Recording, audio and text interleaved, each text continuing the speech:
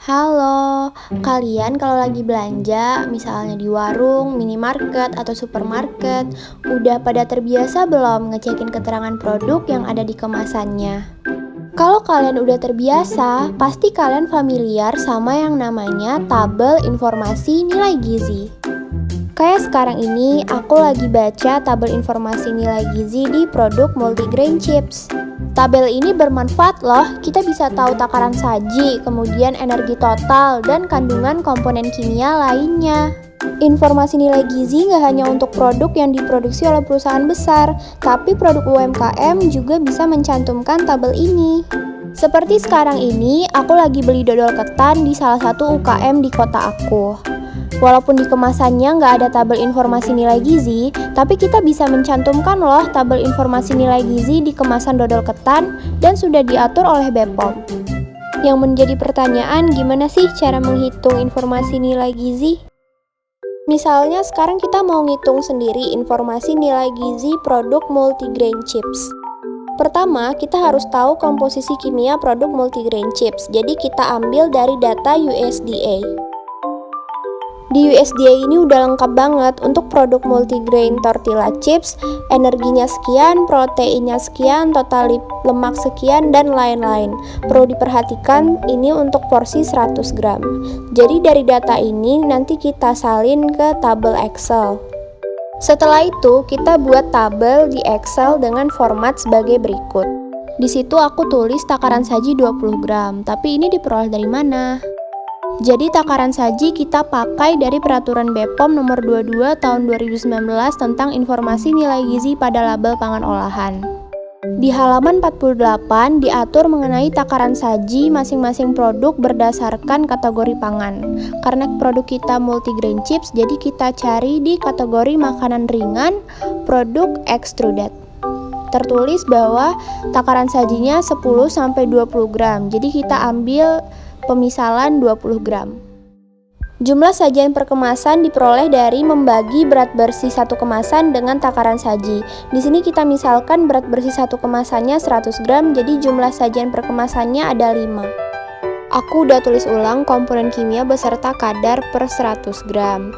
Kemudian kita hitung kadar per sajinya dengan cara membagi kadar per 100 gram dibagi dengan jumlah sajian per kemasan.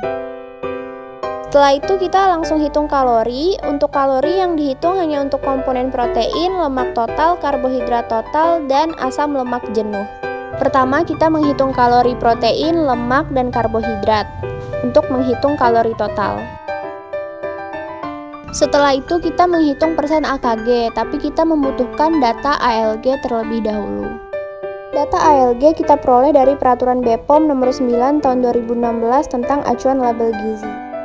Dari tabel ini kita bisa mengambil nilai ALG masing-masing komponen zat gizi yang tersedia. Untuk kategori usia kita gunakan yang umum.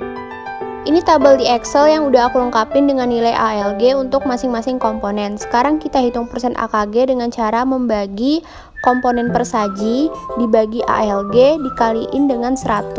Nanti hasilnya itu dalam bentuk persen. Begitu seterusnya untuk komponen yang lain. Oke, semuanya udah kita hitung, tinggal kita bulatin aja. Untuk komponen per saji, kalori maupun persen AKG itu ada aturan pembulatannya tersendiri.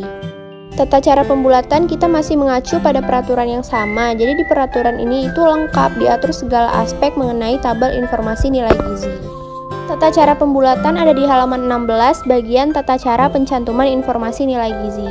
Di sini lengkap diatur mengenai pembulatan takaran saji, jumlah sajian per kemasan, kemudian nilai lemak total, energi total, pencantuman persen AKG untuk lemak, dan untuk komponen lainnya. Jadi lengkap, bisa kalian cek di peraturan ini. Oke, semua angka yang harus dibulatkan itu udah aku buletin sesuai dengan peraturan. Di sini kalau kita lihat untuk mineral kalsium, besi, dan kalium itu tertulis kurang dari 2% tidak dicantumkan. Karena menurut peraturan kalau persen AKG mineral tersebut kurang dari 2%, maka tidak dicantumkan di tabel informasi nilai gizi. Nah, yang berwarna kuning inilah yang akan kita cantumkan di tabel informasi nilai gizi. Dan inilah tabel informasi nilai gizi produk multi-chips tortilla grain yang sudah disesuaikan dengan tabel perhitungan kita. Nah, kalau untuk produk dodol ketan gimana ya? Apa pakai peraturan yang sama?